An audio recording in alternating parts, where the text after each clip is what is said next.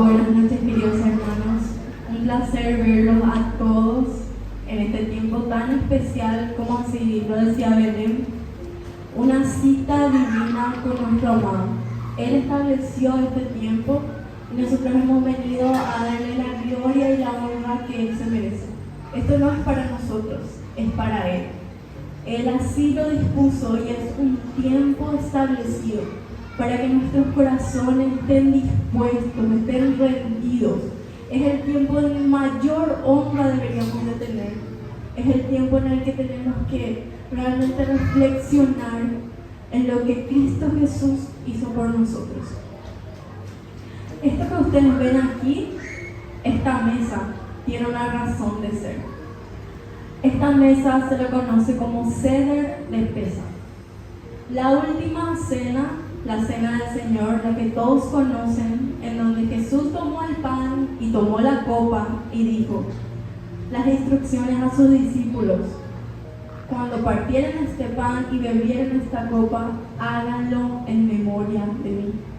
Esa fue en realidad la celebración del Ceder de Pesa, lo que estamos hoy conmemorando juntos. Es un tiempo en el que debemos de reflexionar y poder entender aquel hermoso sacrificio que hemos recibido. Y yo quisiera empezar con el vino, que representa la sangre de Jesús. Y para poder empezar, quisiera que piensen en esto. Si ustedes tienen algo, le pertenece. Pero si alguien toma posesión de lo que es de ustedes deberían de recuperarlo. En la antigüedad, en Levíticos, habla de que si tú tenías una deuda que no podías pagar, tú entonces podías ser tomado como esclavo.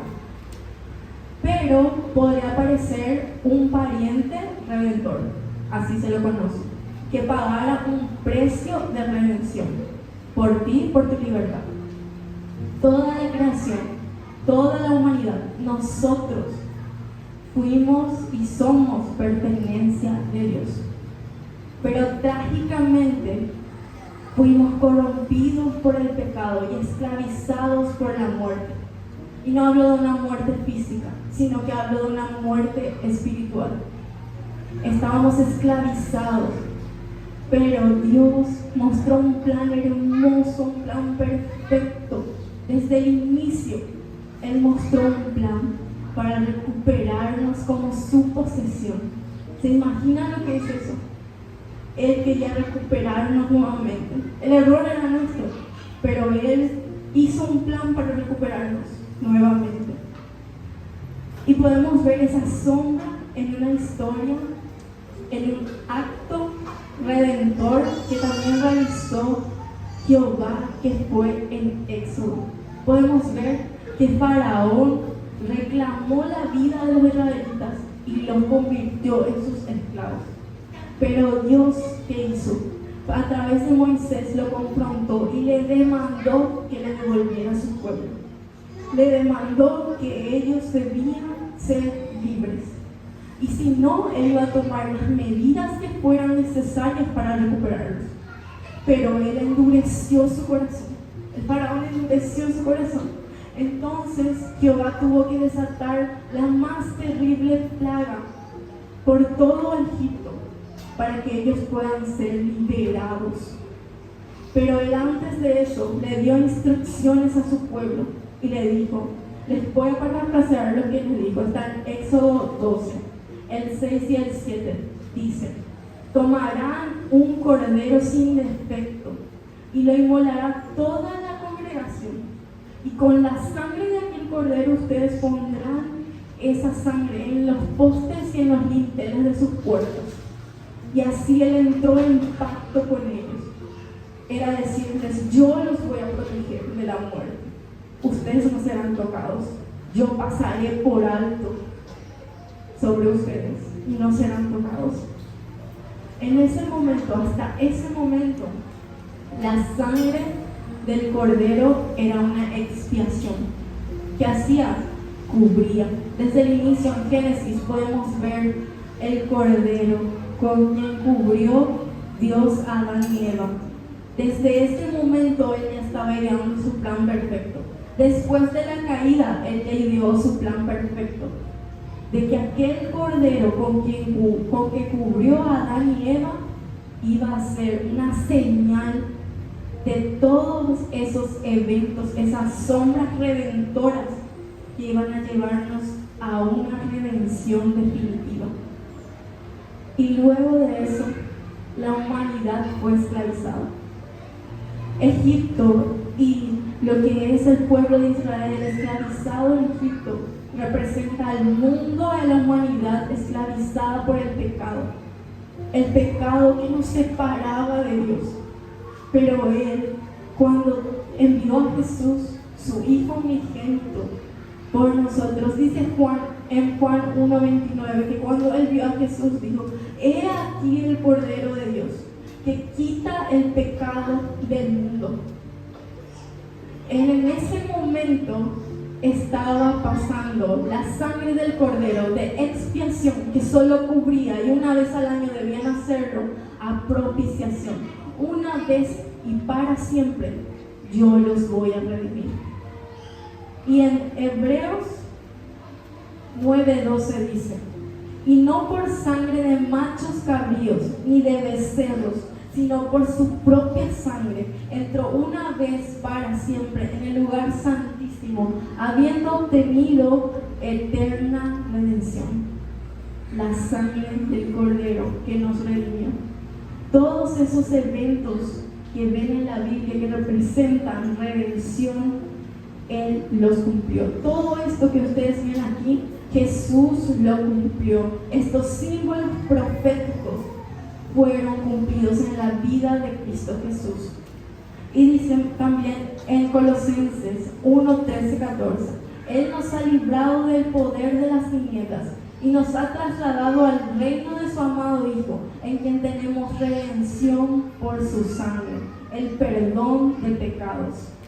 En 1 Pedro 1:18-19 dice: sabiendo que fuiste rescatado de vuestra vana manera de vivir, la cual recibiste de vuestros padres, no con cosas corruptibles como oro o plata, sino con la sangre preciosa de Cristo, como de un cordero sin mancha y sin contaminación. Lo que hizo Jesús en aquel momento por su sangre es recuperarnos para Jehová nuestro Dios. Y hoy volvemos a ser pertenencia suya. Y no solo eso, sino somos hechos hijos suyos. No lo merecíamos, pero aún así lo obtuvimos.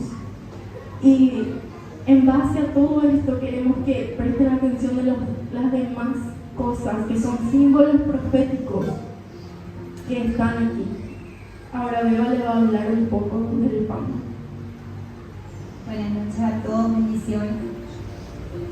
Quiero compartir con ustedes en Juan 6:51. Esto dijo Jesús: yo soy el pan vivo que descendió del cielo. Si alguno comiere de este pan, vivirá para siempre. Y el pan que yo daré es mi carne, la cual yo daré por la vida del mundo. Como nos estaba explicando Betiana, el propósito de Dios no era algo que Él se le ocurrió ya cuando estuvo aquí en la tierra. Él ya estaba haciendo camino desde el inicio. Desde que el pecado entró en la humanidad, Él ya planificó ya hizo un plan de redención. Y todo lo que Él fue haciendo, estableciendo durante todo este tiempo, era ya un camino, trazando un camino para cumplir ese propósito de redención. Cuando Él le mandó en Éxodo 12, podemos leer, como ella también estuvo compartiendo, que Él estableció que ellos comieran panes sin levadura por 7 días.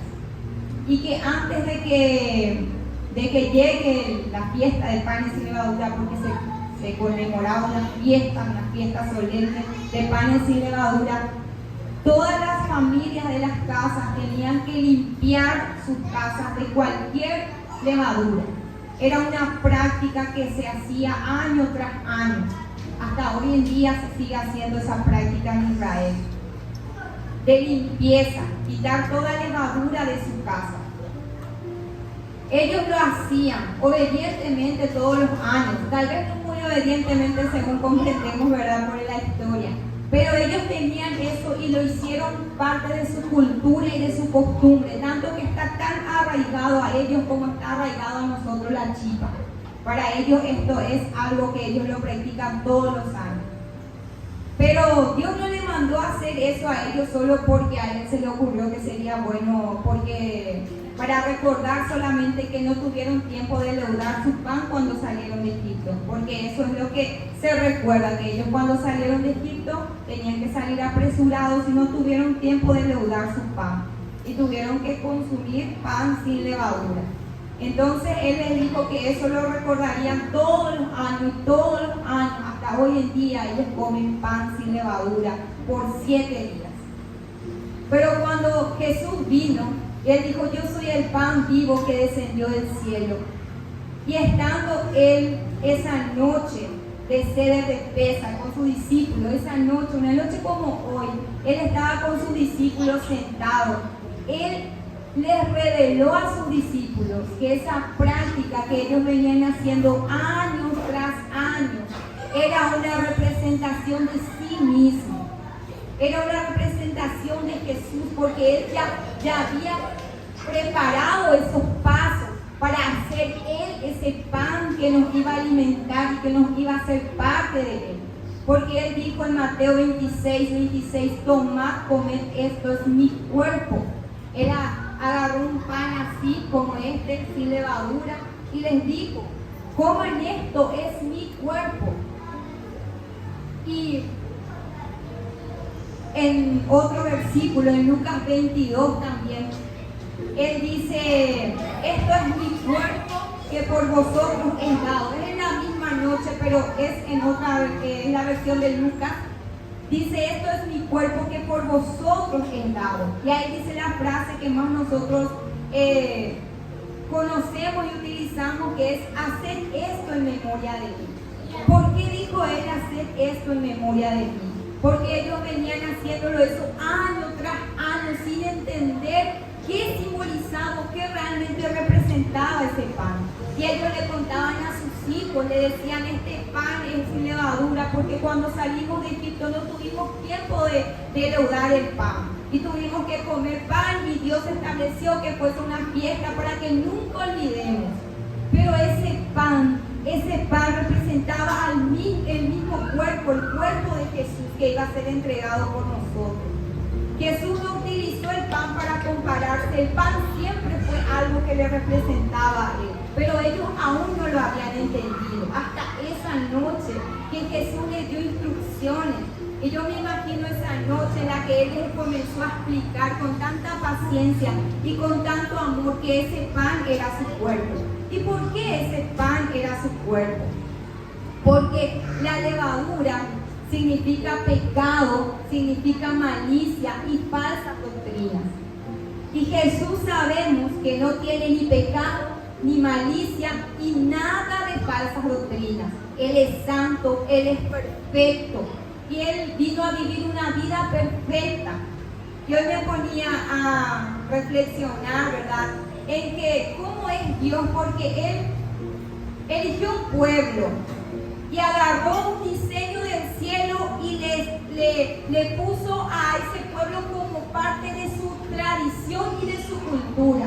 Porque años después Él vendría a la tierra y Él tendría que vivir una vida de acuerdo a su reino. Él no podía venir a vivir una vida de acuerdo al reino y al gobierno de esta tierra. Entonces por eso Él escogió un pueblo para que su reino sea establecido. La revelación de su reino fue establecido en ese pueblo, porque Él años después vendría a vivir y no podría caminar fuera de las leyes, los estatutos y los principios que rigen en su gobierno.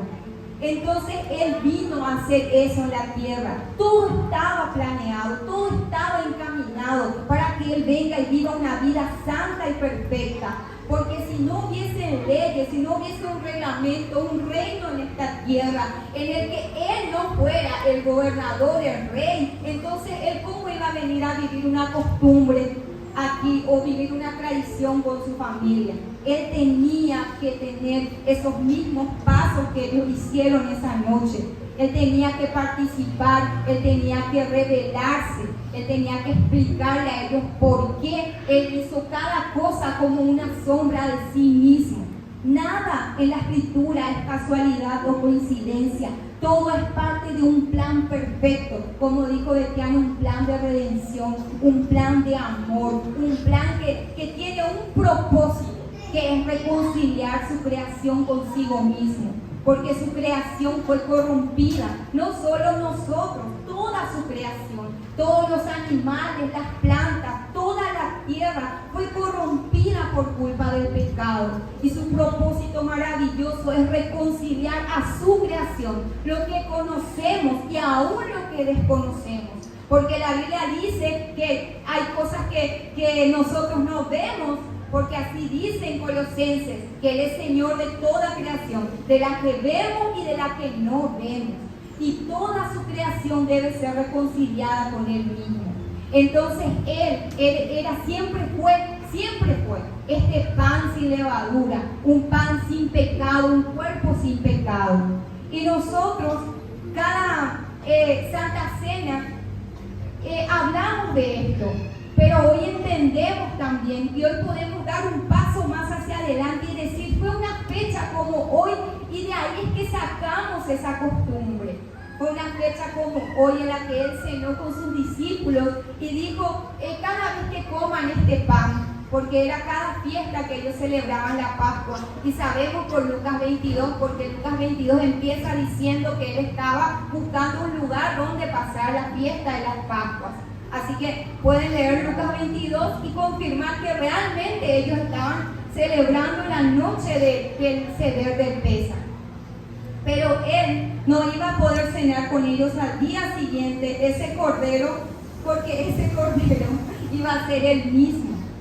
Entonces, todo eso ya fue planificado por Dios. Hasta el horario que tenía que ser sacrificado esa ovejita tenía que ver con el horario en el que Él iba a ser sacrificado por nosotros. No es que Él vino a copiar lo que ya estaba, sino que Él vino a hacer sombra de lo que Él vendría a ser en un futuro. Todo el tiempo de la Biblia es un inicio y es un fin. Nosotros somos una partecita, formamos parte de una partecita nomás de esa línea del tiempo. Es un panorama gigante, el propósito maravilloso de redención de nuestro Señor. Y lo que me encantó, y también iba a compartir pero ya leyó Richard, y es cierto, porque hoy en día nosotros, ¿cómo sacamos esa levadura de nuestra vida, de nuestro corazón, verdad? Porque bien, no está mal limpiar nuestra casa y quitar todas las cosas, eso es una hermosa práctica. Pero hoy en día que Yeshua, que es nuestro Mesías, que nuestro Cordero ya fue sacrificado, como estuvo leyendo Richard, entonces ya no se trata solamente de algo externo, de algo que nosotros lo practicamos, ya no sin entendimiento. Ellos lo hicieron por mucho tiempo sin esa revelación, pero hoy que nosotros entendemos que nuestro Cordero ya fue sacrificado y que ya no debemos participar de una celebración con levadura de malicia, sino que con levadura de verdad y de sinceridad. Entonces quiere decir que hoy en día este pan que nos alimenta es algo que se interioriza en nosotros. ¿Y cómo nosotros nos alimentamos de este pan? ¿Cómo nosotros nos alimentamos de nuestro Señor, que ya fue entregado por nosotros? Que hoy dice que sin esta comida no tenemos vida, que si no comemos su cuerpo no tenemos vida. Y en Juan 1 nos revela cómo nosotros nos alimentamos de Él, cómo nos alimentamos de su cuerpo. Juan 1 empieza diciendo que en el principio era la palabra, y la palabra era Dios, la palabra era con Dios, y la palabra era Dios, y esa palabra se hizo carne. esa palabra se hizo carne y esa carne se hizo nuestro alimento diario. Y nosotros hoy, y algo que el otro día en un estudio bíblico estaba comentando Pato, dice, 7 días tenían que comer panes sin levadura y 7 días tiene la semana. Así que nuestro alimento debe ser diario. Todos los días debemos comer de ese pan que podrá darnos vida realmente. Porque podemos celebrar Pesaj, podemos celebrar Santa Cena cada semana, pero si no nos alimentamos realmente, solamente va a ser una sombra en nuestras vidas. Interioricemos ese sacrificio de nuestro Señor y hagamos que realmente sea un alimento diario en nuestras vidas. Amén.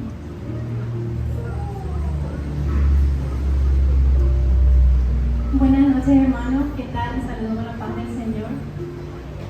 Yo les quiero hablar de 2 símbolos. Uno viene a ser las hierbas amargas y el otro viene a ser la miel.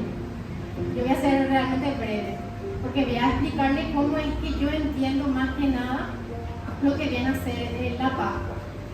Ellos hablan en el Éxodo cuando ellos salen de ese cautiverio, cuando Dios les quita de aquella esclavitud que ellos tenían por costumbre el morder hierbas amargas, para así hacer memoria de lo que venía a ser su sufrimiento, su amargura, su esclavitud, todo aquello malo de lo que Dios ya le quitó. Y para que ellos realmente no quieran volver a eso, porque nadie que haya probado alguna vez algo amargo, haya tomado alguna ajenjo, algo, quiere volver a tomar eso. Es difícil hasta de digerir, de tragar. Y eso es lo que Dios quiere que nosotros entendamos. Cuando Él habla realmente, no sé, a mí me parece impactante como el que Él se demuestra en la Biblia, y muchas partes de la Biblia, de comienzo a fin, Él se habla como un alimento, como una comida. ¿Por qué razón? Porque es algo que nosotros tenemos que ingerir, que tenemos que tener dentro de nuestro templo, que tiene que ser nuestro nutriente. Entonces cuando Él habla de cosas así malas también, que nosotros no podemos digerir, es cosa que tiene que estar fuera de nosotros. Tenemos que despojarnos de aquella esclavitud, de aquella amargura, de todo aquello que nos pesa realmente. Recordar lo que Dios ya hizo por nosotros y que nosotros somos libres. Y de ese modo también Él habla que cuando Él le quita a ellos de la esclavitud, Él le promete algo, le dice que va a llevarle a una tierra donde fluye leche y miel. Y es simpático como es que la miel a todos nos gusta. Yo no creo que a nadie diga, no, yo no voy a comer miel, al menos un bocado es que uno quiere probar, degustar. Y es que Él se demuestra de esa manera. Como es que nosotros estamos en ese tiempo de gracia, en ese tiempo de dulzura, en ese tiempo realmente de gozo, de plenitud. Algo que sí podemos digerir hasta que nos podría enviciar, ¿verdad? Algo que es dulce, algo que nos va a libertar de todo mal.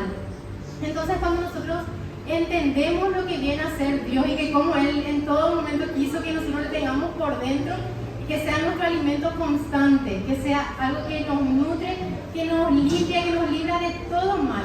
Nosotros podemos ver que Él realmente desde principio a fin se explicaba, era profecía de que yo vengo, hagan esto en representación de mí. Cuando habla también del maná, era un pan que caía, era el mismo Jesús que cayó en la tierra. O sea, Él ya le venía hablando a aquellos que ni siquiera le iban a conocer de que algo grande venía. Y eso mismo nosotros no tenemos que perder de la línea, no tenemos que dejar de buscar el rostro de Dios, porque también aquella promesa de la leche y la miel sigue siendo para nosotros. Amén. Bendiciones, iglesia. Yo les voy a estar hablando un poquito del significado que tienen las primeras 2 copas que ustedes pueden ver en esta mesa. Y como decía Betty al principio, me gustó mucho lo que ella compartía, ¿verdad? En la forma en que ella arrancó, que esta mesa, que estas copas, que estos panes que ustedes están viendo, no nos representan ni a mí, ni a Betty, ni a los que ustedes están viendo acá enfrente. Esta copa, este pan, habla de su historia y de nuestra historia. No es que ustedes nos ven acá al frente y no, ellos quieren hablar, quieren demostrar algo. No. Nosotros hoy estamos queriendo hablar y reconocer y conmemorar que Jesús, desde el principio, como decía la hermana Vilma, tenía un plan, que todo tenía una razón y un porqué. Entonces, esta copa que usted está viendo todo de lo que nosotros vamos a hablar te representa a vos. A cada uno de los que estamos aquí nos representa. Y por eso es que tiene que ser importante.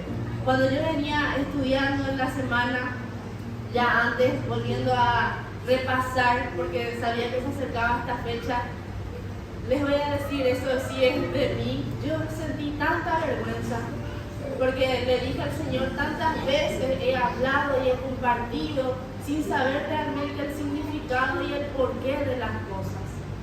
Y hoy un poquito que podemos entender y comprender, veamos que no se trata de seguir un protocolo o seguir un ritual, sino hablar de lo que Él tenía preparado, de lo que Él hizo. ¿Por qué me dio una copa? Cuando decimos y celebramos la Santa Cena y decimos esto hacemos en memoria de ti, pero no buscamos el por qué. Él se representó a través de esa copa, a través de ese vino, a través de esa sangre. Que podamos entender y decir, wow, realmente decimos eso y reconocemos, pero a veces estamos tan alejados de conocer el verdadero el porqué. ¿Qué es lo que Él hizo por nosotros? ¿Y por qué Él celebró? Betty decía, Él celebró esto. En esa última cena Él celebraba. ¿Y por qué le daba tanta importancia? ¿Por qué dijo, esto lo harán de forma perpetua? ¿Por qué? Porque hablaba de Él y hablaba de nosotros, de lo que Él haría. La primera copa que ellos tenían en la mesa, ellos lo llamaban la copa de la santificación. Ellos bebían esta copa y repetían, les diré de lo que ellos hacían, te sacaré de Egipto, porque esa fue la promesa que hizo Dios con Israel. Te sacaré debajo de las cargas de los egipcios. Y santificación en hebreo también significa apartado. Nosotros fuimos apartados. Y yo me preguntaba cuando leía sobre esta copa, ciertamente ellos fueron liberados. Yo decía, ¿por qué también era necesario que ellos recuerden que ellos eran santificados y apartados? Porque ellos, como conocemos la historia, ellos fueron esclavos. Pero más importante, aun si ellos fueran liberados, ya no eran más esclavos, en su corazón y en su mente, Egipto estaba en su corazón. Ellos deberían de ser santificados. Ellos tenían que sacar de su corazón todo lo que ellos habían aprendido, todo lo que ellos habían pasado, y Dios de esta manera les decía, yo soy el que los aparté, yo soy el que los santifico, yo los aparté dándoles mis mandamientos. Por eso quiero que hagan esto, que conmemoren, que lo hagan perpetuamente, porque yo los santifico. Y de eso hablaba la primera copa que ellos bebían. Después está la segunda copa, que es la copa se lo conoce como de dos formas, la copa del juicio o la copa de la liberación. Te rescataré de su esclavitud, yo os libraré. Jesús nos hizo libres.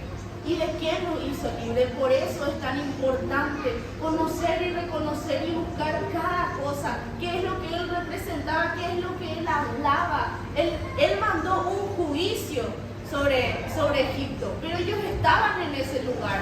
Y Él les dijo, bueno, ustedes sacrifican este cordero y ponen esta sangre y yo los libraré. Nos hizo libres de ese juicio. Y hoy ellos recordaban ese juicio, pero hoy nosotros recordamos, al ver esta copa, recordamos el juicio que era para nosotros.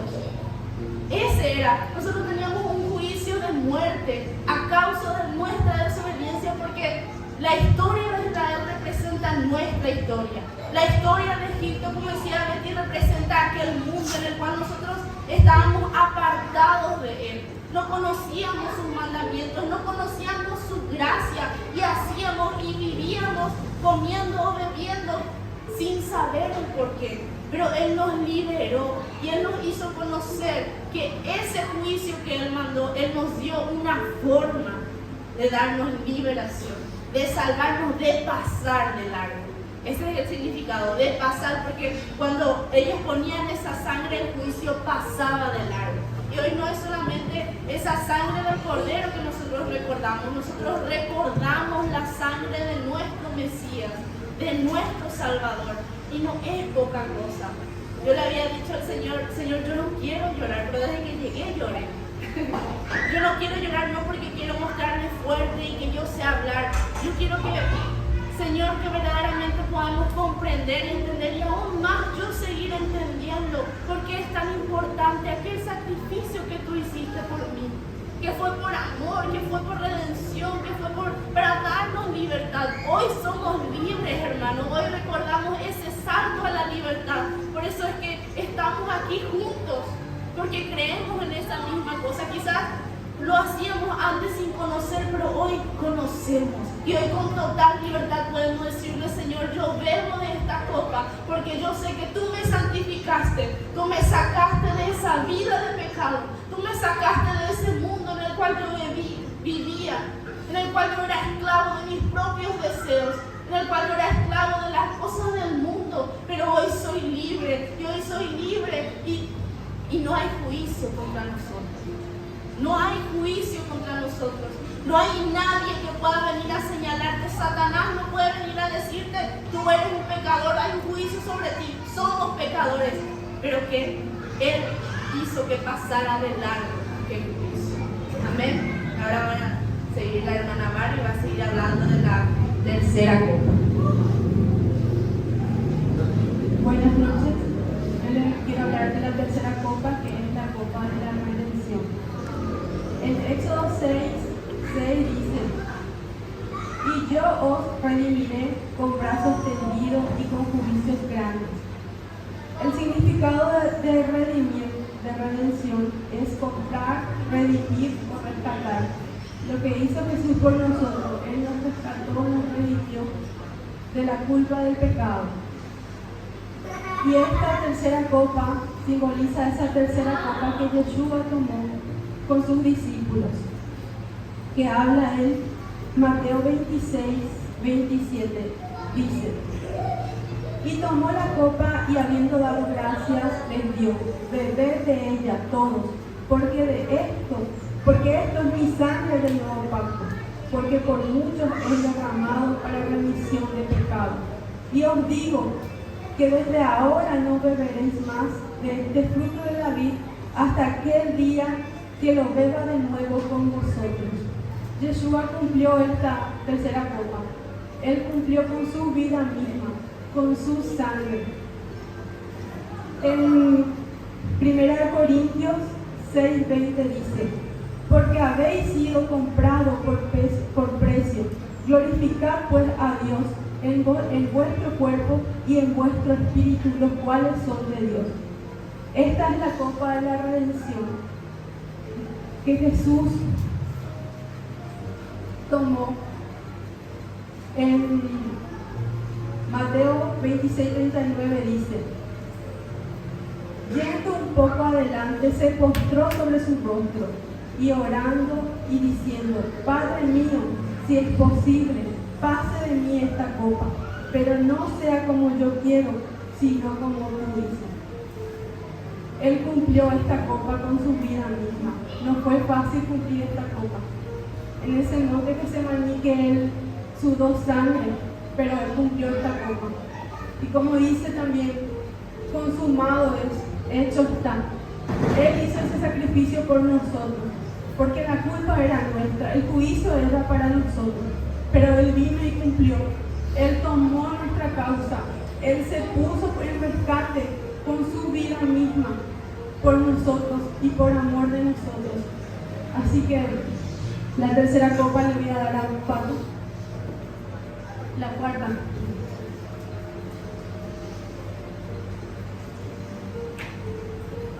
En la noche de la Pascua había 4 copas nuevas. Nosotros estamos acostumbrados solamente a una, pero de los 4 todos tienen significado. En la última es la copa de la alabanza. Después de ser redimidos viene la alabanza. Y Mari mencionaba ahí en ese monte de Getsemaní, él dijo una frase muy conocida esa noche cuando estaba orando y llorando. ¿Quién se acuerda? que pase de mí esta copa, o si no, que se haga tu voluntad. La redención era algo muy doloroso. Por eso, que pase de mí esta copa.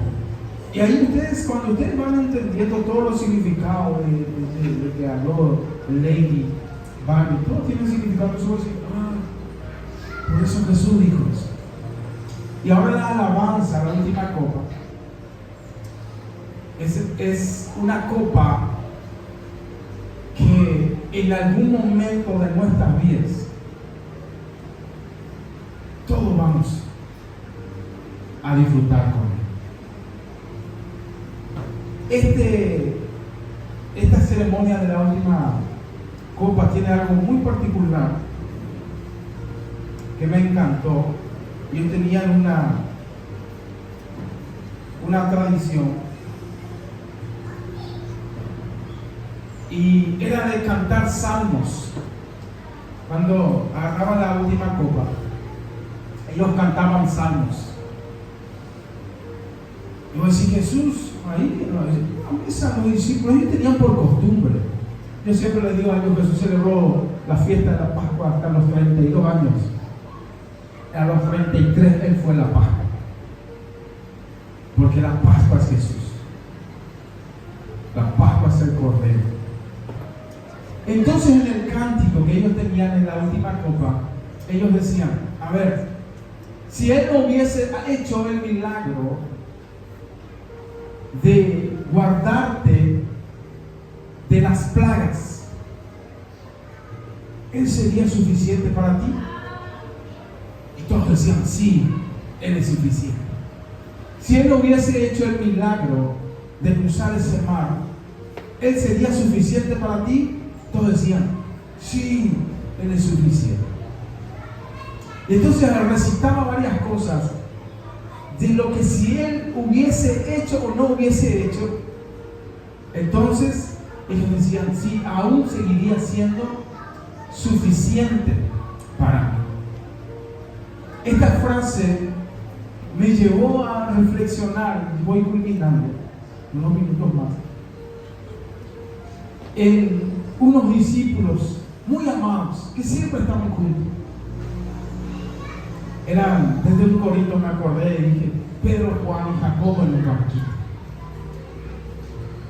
Desde la escuelita dominical cantando eso. Entonces, Pedro, Juan y Jacobo en el barquito estaban juntos, y después le dije a Barbie, buscarme si ellos no eran los mismos que estaban en la transfiguración de Jesús. Y sí, Pedro, Juan y Jacobo estaban, eran, digamos, una forma de decir inseparables o unidos. Pero me hizo reflexionar, porque Pascua significa libertad, significa salvación, significa pasar por ahí. Todo lo que nosotros hablamos hoy, nos enseñaron las chicas, son símbolos, son sombras de lo que acontecería y se cumpliría en la vida de nuestro Mesías, que es Jesucristo. Todo el cumplimiento está ahí. Hay la fiesta de la Pascua, es el sacrificio del Cordero. Se cena con los panes sin levadura, también es una fiesta, para que tengan conocimiento del origen del pan y el origen de la copa. Y en esta, quiero que vayan todo lo que tengan en su Biblia, en Hechos capítulo, voy a reflexionar con esto. En Hechos capítulo 12.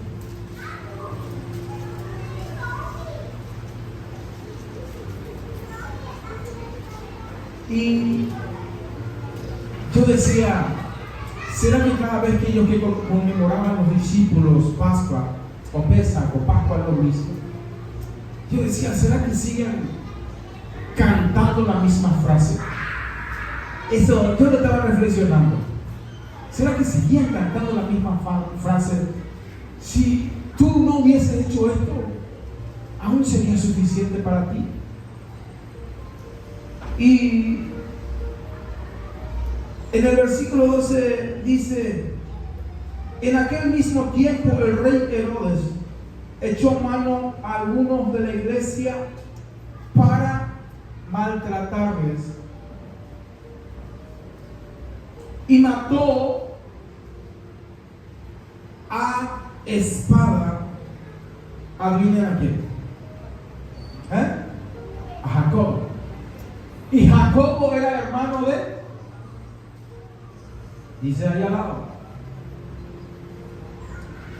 Jacobo era hermano de Juan. ¿Quién era Juan? Discípulo de Jesús. Juan era quien escribió las revelaciones, el Apocalipsis y algunos libros más. Y era el más, algunos dicen el más también mimadito, el más amado. Ahí estaba entre Judas y Juan de Jesús. Estaban muy ahí apegados. Pero aquí dice que Herodes mató a espada. A espada dicen que no es ir y darle una puntada, sino que morir a espada era morir decapitado. Le quitaron la cabeza a uno de los tres amigos. Bueno, dos eran hermanos y uno era Pedro. Y dice: y mató a espada a Jacobo, hermano de Juan. Y viendo que esto había agradado a los judíos, aquellos que eran anti Jesús, dice, procedieron a aprender también a quién, a Pedro. Procedieron a aprender a Pedro. Eran entonces los días de los panes sin levadura. Y habiendo tomado preso, le puso en la cárcel, entregándole a 4 grupos de 4 soldados cada uno, para que le custodiasen, y se proponían sacarle al pueblo después de ¿qué? De la Pascua. Era una festividad así. Era una fecha importante. Había mucha conmemoración de gente, porque una solemnidad tan importante como la Pascua era una solemnidad que se peregrinaba de diferentes lugares. Se llenaba Jerusalén, Israel. Así que Pedro estaba custodiado en la cárcel, pero la iglesia, ¿qué hacía en esa fecha? La iglesia dice que hacía sin cesar oraciones por él. Y esto es algo muy interesante, porque Pascua tiene que ver con libertad. Y yo decía, si en esa fecha tan importante ellos seguían cantando, me imagino que ellos tenían que reunirse así en una mesa juntos y tendrían que decir esa frase: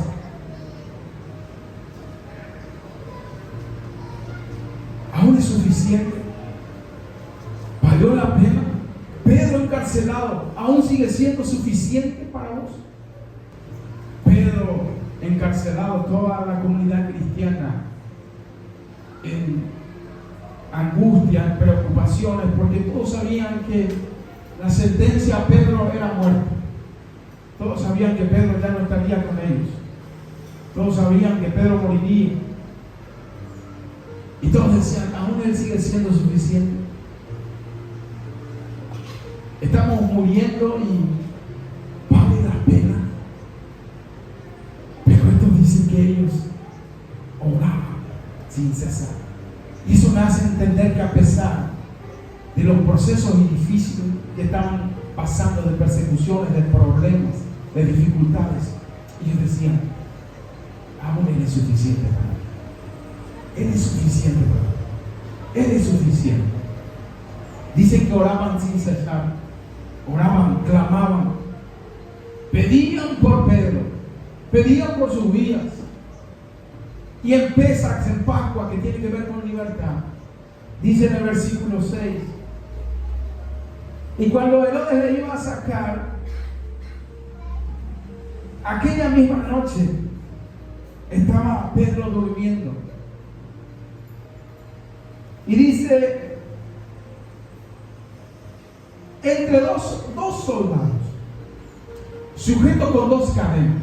Imagínense si ustedes ven la situación de Pedro, dos soldados al lado, cadenas, es imposible que uno tenga una libertad o una escapatoria. Y dice, y los guardias delante de la puerta custodiaban la cárcel, dos con Pedro acostado y dos cubriendo la puerta.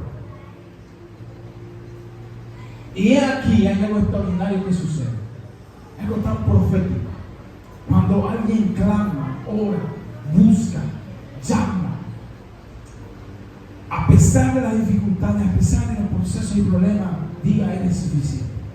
Aún yo le seguiré adorando, aún yo le seguiré sirviendo, aún le seguiré orando, a pesar del dolor y el proceso. Y dice, y aquí que se presentó un ángel del Señor, y una luz resplandeció en la cárcel, y tocando a Pedro en el costado, le despertó diciendo, levántate pronto, pronto. Y las cadenas, ¿qué pasó ahí? Se descayeron. Este milagro estaba sucediendo en Pascua. Pascua tiene que ver con libertad. Pascua tiene que ver con que las cadenas se sueltan de la esclavitud. Y dice que cíñete y átate las sandalias. Le dio tiempo hasta para eso. Y le dijo, envuélvete en tu manto y sígueme. Se puso su manto por su cabeza y le siguió. Y saliendo le seguía, pero no sabía que era verdad lo que hacía el ángel, sino que pensaba que era una visión. Pedro pensó que era una visión. Habiendo pasado la primera puerta y la segunda guardia, llegaron a la puerta de hierro que daba a la ciudad, la cual se les abrió por sí misma. Y salidos pasaron una calle y luego el ángel se apartó de él. Empezó a ocurrir un milagro. Pedro sabía que al día siguiente le esperaba la muerte. Pedro sabía que moriría de una forma peor capaz que murió Jacob. Pero empezó a ocurrir el milagro. Si aquí está a tu lado, puede ocurrir el milagro. Yo no sé qué puede estar pasando, pero es una noche de libertad proféticamente. Pero Pesach tiene algo, tres para mí, cosas muy importantes. Pascua. Tres factores muy importantes. Número uno, para mí lo primordial es la fe en el Cordero. La fe en Jesús. Y número dos tiene que ver con sinceridad. Y número tres tiene que ver con verdad. Si esos factores se juntan, algo puede ocurrir. Y dice que el ángel se apartó de él. Entonces Pedro, volviendo en sí, dijo, ahora entiendo verdaderamente que el Señor ha enviado a su ángel y me ha librado, le ha dado libertad de la cautividad, de la muerte. Pedro estaba en sentencia de muerte, pero Dios le envió un ángel y le dio libertad una misma noche como hoy.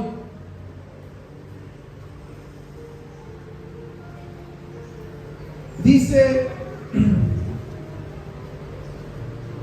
y habiendo considerado esto, llegó a casa de María, la madre de Juan, el que tenía por sobrenombre Marcos, donde muchos estaban reunidos y estaban orando.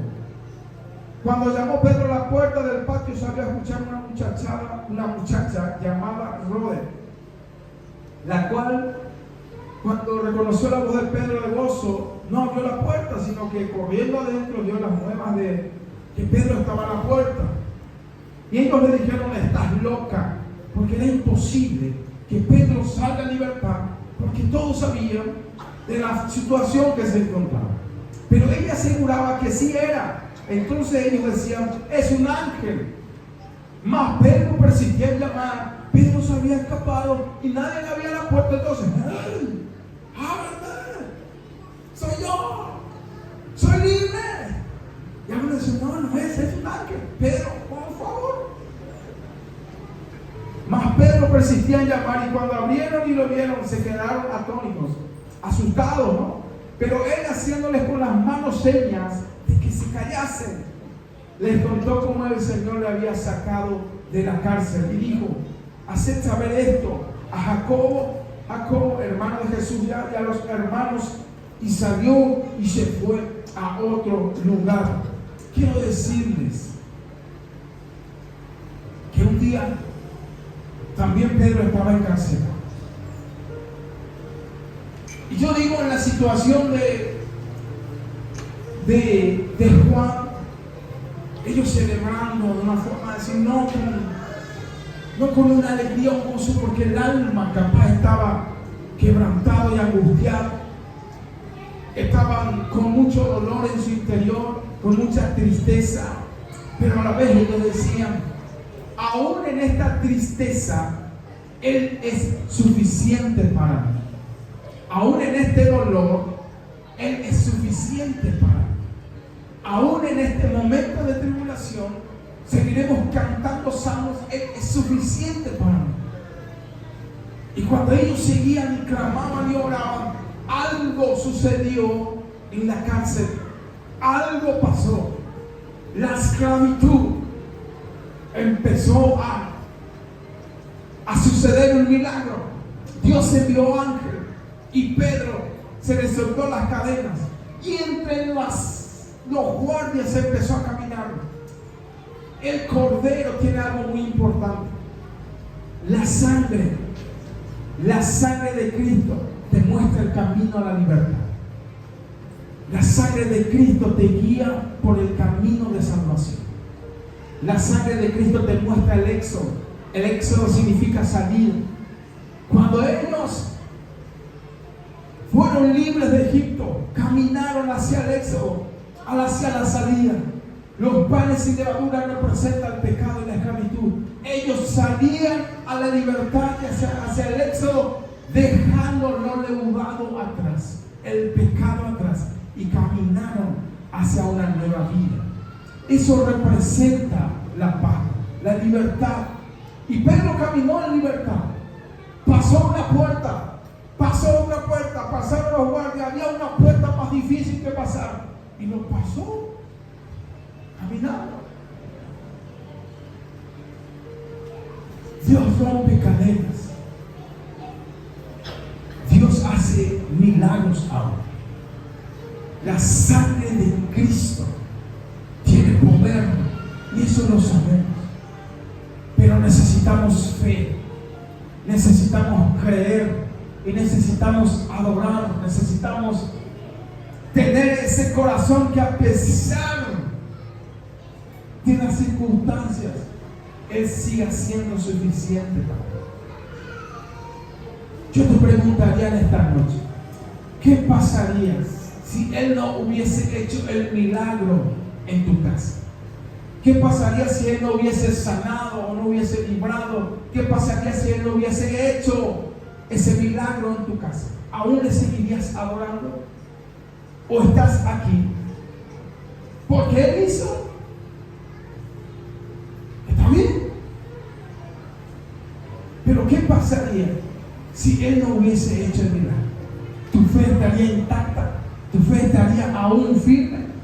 Porque algunas veces queremos, deseamos, pero algunas veces no sucede. ¿Por qué?